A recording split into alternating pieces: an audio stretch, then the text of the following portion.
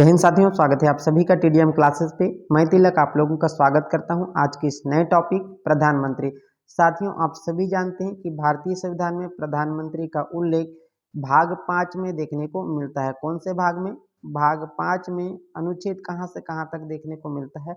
अनुच्छेद की अगर मैं बात करूं तो अनुच्छेद 74 से लेकर अनुच्छेद 78 तक भारतीय संविधान में प्रधानमंत्री से संबंधित प्रावधान हमको देखने को मिलता है। ये चीजें आप सभी को बहुत अच्छी तरह से पता होनी चाहिए। क्लियर है?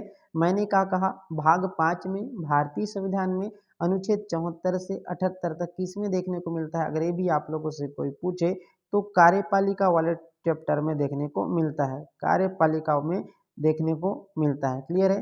तो ये तो था प्रधानमंत्री से संबंधित जुड़ी कुछ बेसिक जानकारी है।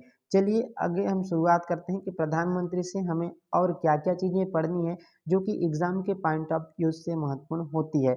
और आज की इस वीडियो से समझने के बाद, आज की इस टॉपिक को पढ़ने के बाद उम्मीद करता हूं कि आप लोगों को सारी चीजें प्रधानमंत्री से संबंधित तो महत्वपूर्ण फैक्ट आप लोगों को मिल जाएगी जानकारी, जिससे कि जब एग्जाम में आपको इनसे प्रश्न देखने को मिलेगा तो एक भी प्रश्न जो है नहीं छूटेगा, ये मेरी गारंटी है। तो वीडियो को अधिक से अधिक शेयर कर दीजिए ताकि अधिक से अधिक लोग हमारी इस संविधान की यात्रा सीरीज का हिस्सा बन सके और इस सीरीज से जुड़कर अधिक से अधिक लोग इस सीरीज से लाभ मिल सके। क्लियर है? चलिए शुरुआत करते हैं। हमारा जो टॉपिक है कौन सा है? प्रधानमंत्री। क्लियर है? प्रधानमंत्री की अगर मैं बात करूं तो प्रधानमंत्री की अगर मैं बात करूं तो देखिए, सबसे पहले आप लोग समझे कि हमारे देश में कौन सी शासन प्रणाली है? संसदीय शासन प्रणाली होती है। और इस संसदीय शासन प्रणाली का मतलब होता है कि इसमें दो प्रकार की शासन व्यवस्था पाई जाती है। एक होती है नाम मात्र की शासन व्यवस्था का मतलब होता है कि जैसे कि हमारा जो राष्ट्रपति होता है, आप सभी जानते हैं कि राष्ट्रपति जो है क्या होते हैं? कार्यपालिका। सबसे पहले अगर आप लोग समझेंगे तो एक होता है कार्यपालिका। क्लियर है? कार्यपालिका। अब एक कार्यपालिका से संबंधित अगर मैं बात करूं तो इसकी दो प्रमुख होते हैं, एक नाम मात्र का प्रमुख होता है और एक होता है वास्तविक प्रमुख। एक होता है वास्तविक प्रमुख। नाम मात्र की प्रमुख मतलब कार्यपालिका का जो नाम मात्र का प्रमुख होता है वो कौन सा होता है? राष्ट्रपति होते हैं। और हमारे जो भारत की शासन व्यवस्था है, उस संसदीय शासन व्यवस्था है, वो कहाँ से ली गई है? ब्रिटेन के संविधान से लिया गया है। और अगर मैं इस कार्यपालिका का वास्तविक प्रमुख अगर पूछे तो वास्तविक प्रमुख जो होते हैं प्रधानमंत्री होते हैं। यानी कि कार्यों को जो वास्तविक रूप से संचालन करते हैं वो कौन करते हैं? प्रधानमंत्री करते हैं। इसीलिए हम कार्यपालिका का वास्तविक प्रमुख किसे कहते हैं? प्रधानमंत्री को कहते हैं। और अगर कार्यपालिका का नाम मात्र प्रमुख पूछे तो वो कौन होते हैं? राष्ट्रपति जी होते हैं। क्लियर है? ये तो था संसदीय शासन प्रणाली से संबंधित कुछ जानकारी। क्लियर है? चलिए आगे देखते हैं कि आगे और क्या क्या पढ़ना है। देखिए, सबसे पहले अगर मैं बात करूं तो भारतीय संविधान का अनुच्छेद 74, भारतीय संविधान का अनुच्छेद 74 की अगर मैं बात करूं तो इसमें मंत्री परिषद होगा। एक क्या होगा? मंत्री परिषद होगा। अब ये मंत्री परिषद क्यों होगा? राष्ट्रपति को उनके कार्यों में, मतलब जो प्रेसिडेंट होते हैं उनके कार्यों में क्या करने के लिए? सलाह देने के लिए। कार्यों में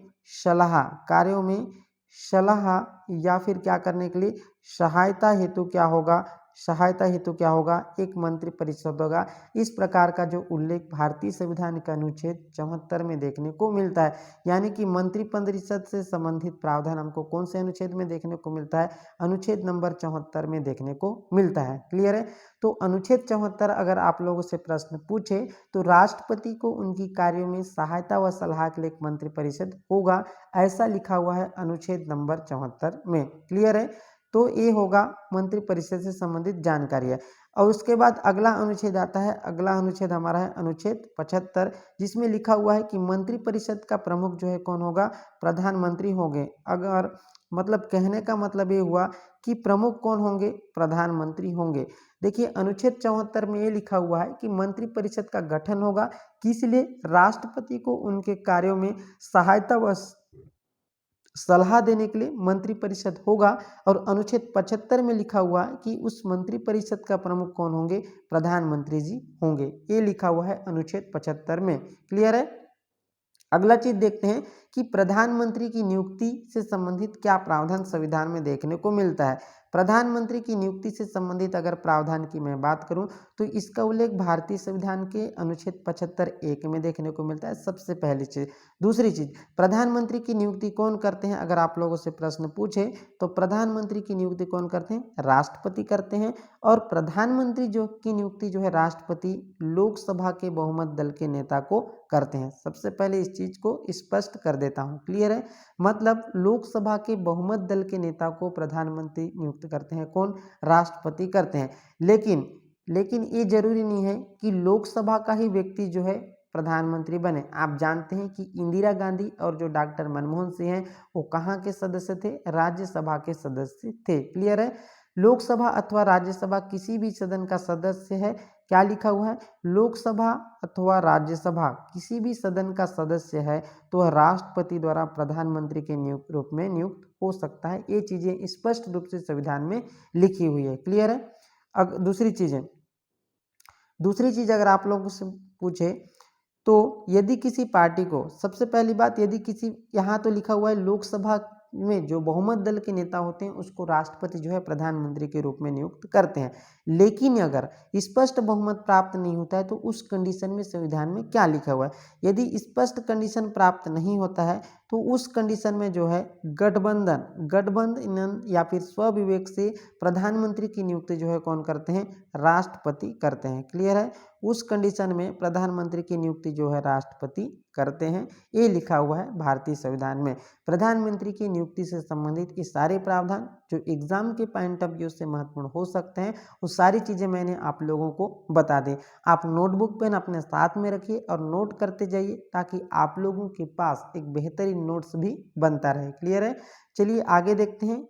आगे अगर मैं योग्यता से संबंधित प्रावधान की बात करूं, योग्यता का मतलब प्रधानमंत्री बनने के लिए क्या योग्यता चाहिए।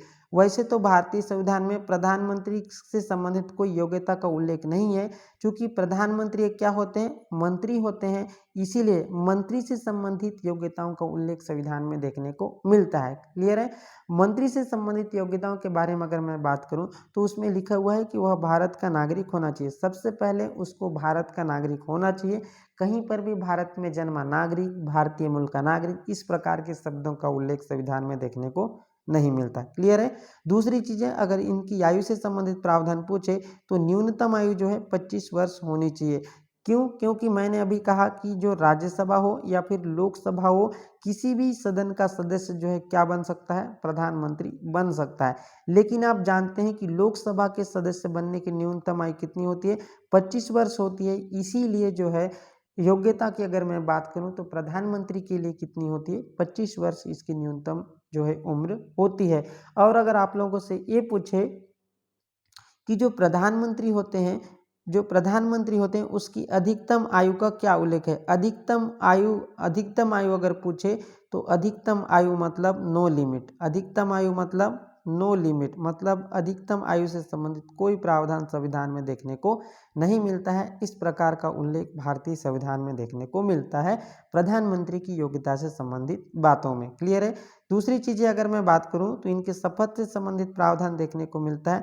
शपथ अगर आप लोगों से पूछे तो प्रधानमंत्री को सबसे पहले तो शपथ कौन दिलाते हैं, राष्ट्रपति दिलाते हैं, यानी कि जो भारत के राष्ट्रपति होते हैं वो शपथ दिलाते हैं। और ये शपथ किस चीज का लेते हैं, अगर आप लोगों से पूछे तो शपथ लेते हैं अपने पद प्लस गोपनीयता की शपथ लेते हैं। किसकी लेते हैं, ये अपने पद तथा गोपनीयता की शपथ लेते हैं। कौन, प्रधानमंत्री, यानी कि मैं अपने पद का सच्ची श्रद्धा और निष्ठा से पालन करूंगा, इस प्रकार का शपथ कौन लेते हैं, प्रधानमंत्री जी लेते हैं। यहाँ पर लिखा भी हुआ है कि ये अपने पद तथा गोपनीयता की शपथ लेते हैं।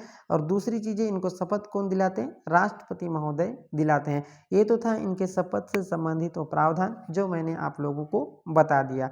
दूसरी चीजें अगर आप लोगों से पूछे, अगर इनके कार्यकाल से संबंधित प्रश्न अगर परीक्षा में पूछे तो कार्यकाल से संबंधित प्रावधान, वैसे तो इनका कार्यकाल सामान्यतः कितने वर्ष का होता है, सामान्यतः कितने वर्ष का होता है, 5 वर्ष का होता है, क्लियर है। अब 5 वर्ष का क्यों होता है, 5 वर्ष का इसलिए होता है क्योंकि लोकसभा का जो कार्यकाल कितना होता है, 5 वर्ष का होता है, सबसे पहली चीज। दूसरी चीज, ये जो है राष्ट्रपति के प्रसाद पर्यंत काम करते हैं, राष्ट्रपति के क्या करते हैं, प्रसाद पर्यंत काम करते हैं। प्रसाद पर्यंत से तात्पर्य है कि इच्छा अनुसार, यानी कि राष्ट्रपति जब तक चाहे वो अपने पद पर बना रह सकते हैं। इसका मतलब ये भी नहीं कि राष्ट्रपति किसी भी समय प्रधानमंत्री को उनके पद से हटा देंगे, ऐसा भी नहीं होता है। प्रसाद पर्यंत का मतलब ये होता है कि राष्ट्रपति जब तक चाहे वह प्रधानमंत्री के रूप में रह सकता है। अगर आप लोगों से कार्यकाल पूछे तो सामान्यतः इसका कार्यकाल कितने वर्ष का होता है? 5 वर्ष का होता है और ये राष्ट्रपति के प्रसाद पर्यंत अपने पद पर बने रहते हैं। क्लियर है? दूसरी चीजें देखते हैं इनके वेतन भत्तों से संबंधित प्रावधान। इनके वेतन भत्तों से संबंधित प्रावधान अगर पूछे परीक्षा में तो इनका वेतन जो है, इनके वेतन से संबंधित प्रावधान अगर आप लोगों से पूछे तो वेतन की अगर मैं बात करूं तो वेतन जो है समय समय पर संसद के द्वारा निर्धारित किया जाता है। दूसरी पहली चीज, ठीक है, किसके द्वारा निर्धारित किया जाता है? वेतन जो है संसद के द्वारा निर्धारित किया जाता है। और दूसरी चीजें, प्रधानमंत्री को जो है वेतन, प्रधानमंत्री को वेतन जो है किसके रूप में नहीं मिलता? प्रधानमंत्री के रूप में वेतन नहीं मिलता। किसके रूप में वेतन नहीं मिलता? प्रधानमंत्री के रूप में वेतन नहीं मिलता। इनको प्रधानमंत्री के रूप में वेतन नहीं मिलता। तो आप बोलेंगे कि सर प्रधानमंत्री को वेतन किस रूप में मिलता है? तो प्रधानमंत्री को वेतन जो है एक सामान्यतः किसके रूप में मिलता है? सांसद के रूप में मिलता है। लेकिन इनको जो एक्स्ट्रा भत्ते और जो सुविधाएं मिलती है वो जो है सांसदों से इनको भिन्न करती है, अलग करती है। क्लियर है? तो इनको वेतन जो है कहाँ से मिलता है? संसद द्वारा समय समय पर निर्धारित किया जाता है। दूसरी चीज, वेतन किसके रूप में प्राप्त होता है? संसद के रूप में प्राप्त होता है, यानी कि सांसद के रूप में प्राप्त होता है, न कि प्रधानमंत्री के रूप में। क्लियर है? ये चीजें आप लोगों को पता चल गई होगी। क्लियर है? दूसरी चीज, यदि अगर प्रधानमंत्री अपना त्याग पत्र देना चाहे तो अपना त्याग पत्र किसको देते हैं? वो अपना त्याग पत्र देते हैं राष्ट्रपति महोदय को। क्लियर है? ये तो था इनके वेतन भत्तों से संबंधित तो सारी जानकारी। दूसरी चीजें, प्रधानमंत्री की शक्तियां बहुत इंपॉर्टेंट होती है और इनसे संबंधित एक न एक प्रश्न आपको परीक्षा में देखने को जरूर मिलेगा। अगर इनकी शक्तियों की अगर मैं बात करूं तो इनकी शक्तियों की क्या है? बहुत सारी इनके पास शक्तियां होती है, क्योंकि ये कार्यपालिका के वास्तविक प्रमुख होते हैं और कार्यपालिका को सुचारू रूप से संचालन के लिए इनके पास मंत्रिपरिषद के संबंध में, संसद के संबंध में और राष्ट्रपति के संबंध में विभिन्न प्रकार की शक्तियां होती है। अगर मैं इनकी किसकी बात करूं, अगर मैं इनकी प्रधान मंत्रिपरिषद से संबंधित शक्तियों की बात करूं तो ये क्या क्या शक्तियां करते हैं उसको एक एक करके देखते हैं। सबसे पहले मंत्रियों के नामों की सिफारिश क्या करते हैं? सबसे पहले मंत्रियों के नामों की सिफारिश, यानी कि मंत्रियों के नामों की सिफारिश किसके पास करते हैं? राष्ट्रपति के पास करते हैं। राष्ट्रपति के पास करते हैं, यानी कि कौन कौन से व्यक्तियों को, यानी कि कौन कौन से सांसदों को मंत्रियों के रूप में नियुक्त करना है, उनके नामों की सिफारिश राष्ट्रपति करते हैं। क्योंकि आप सभी जानते हैं कि मंत्रियों की नियुक्ति यानी कि मिनिस्टर की नियुक्ति कौन करते हैं? प्रेसिडेंट करते हैं, राष्ट्रपति करते हैं। तो प्रधानमंत्री जो है मंत्रिपरिषद के संबंध में उनके पास शक्तियां होती है कि वह उनके जो जितने भी मंत्री होंगे उनके नामों की सूची जो है राष्ट्रपति के पास भेजते हैं, सिफारिश करते हैं कि इनको मंत्रियों के रूप में नियुक्त किया जाए। ये तो हो गई इनकी पहली शक्तियां। दूसरी चीजें क्या करते हैं? मंत्रिपरिषद के बैठक को बुलाना, यानी कि मंत्रिपरिषद के जितने भी बैठक हैं उनको आहूत करना। आहूत का मतलब क्या होता है? पॉलिटी में बुलाना होता है। तो इनको बुलाने का काम कौन करते हैं? प्रधानमंत्री करते हैं। और जो बैठक होता है इनकी अध्यक्षता भी कौन करते हैं? प्रधानमंत्री ही करते हैं। दूसरी चीजें अगर मैं बात करूं तो मंत्रियों को जो विभागों का आवंटन करना रहता है वो भी, यानी कि अमुक व्यक्तियों या फिर अमुक मंत्रियों को इस मंत्रालय का आवंटन किया जाना है या किस मंत्रालय को दिया जाएगा, इसके विभागों का आवंटन भी कौन करते हैं? प्रधानमंत्री करते हैं। क्लियर है? दूसरी चीजें अगर इनके मैं शक्तियों से संबंधित बातों के बारे में बात करूं तो ये मंत्रियों के माध्यम से विभिन्न प्रकार के विकास कार्य करते हैं। क्लियर है? ये तो था प्रधानमंत्री की मंत्रिपरिषद के संबंध में वो शक्तियां जो मैंने आप लोगों को एक एक करके बहुत अच्छी तरह से विस्तार से आप लोगों के सामने रखा हूं। उम्मीद करता हूं कि प्रधानमंत्री की मंत्रिपरिषद के संबंध में जो भी शक्तियां आपको अगर परीक्षा में देखने को मिले तो वहां से आप लोगों का प्रश्न एक भी गलत नहीं होगा। चलिए दूसरी शक्तियां देखते हैं, प्रधानमंत्री की शक्तियां। प्रधानमंत्री की जो है राष्ट्रपति के संबंध में क्या शक्तियां होती है, सबसे पहले उस पर चर्चा करते हैं विस्तार से। अगर मैं राष्ट्रपति के संबंध में प्रधानमंत्री की शक्तियों की बात करूं तो राष्ट्रपति को क्या करते हैं? सलाह देते हैं, जैसे नियुक्ति संबंधी। जैसे आप सभी जानते हैं कि जो महान्यायवादी महान्यायविधि की नियुक्ति करना, विभिन्न प्रकार के मंत्रियों की नियुक्ति करना, नियुक्ति संबंधी सलाह जो है राष्ट्रपति को कौन देते हैं, प्रधानमंत्री देते हैं। क्लियर है। दूसरा, यदि संसद से संबंधित शक्तियों की अगर मैं बात करूं तो संसद से संबंधित शक्तियां इनके पास कौन कौन सी होती हैं। पहला, लोकसभा को विघटन संबंधी परामर्श राष्ट्रपति को देते हैं, यानी कि लोकसभा को कब विघटन करना है कब नहीं करना है, इनके विघटन से संबंधित तो सारी जो परामर्श है वो राष्ट्रपति को समय समय पर देते रहते हैं। क्लियर है। दूसरा, संसद को मार्गदर्शन करना, यानी कि मुखिया होने के नाते वो क्या करते हैं, संसद को मार्गदर्शित करते रहते हैं।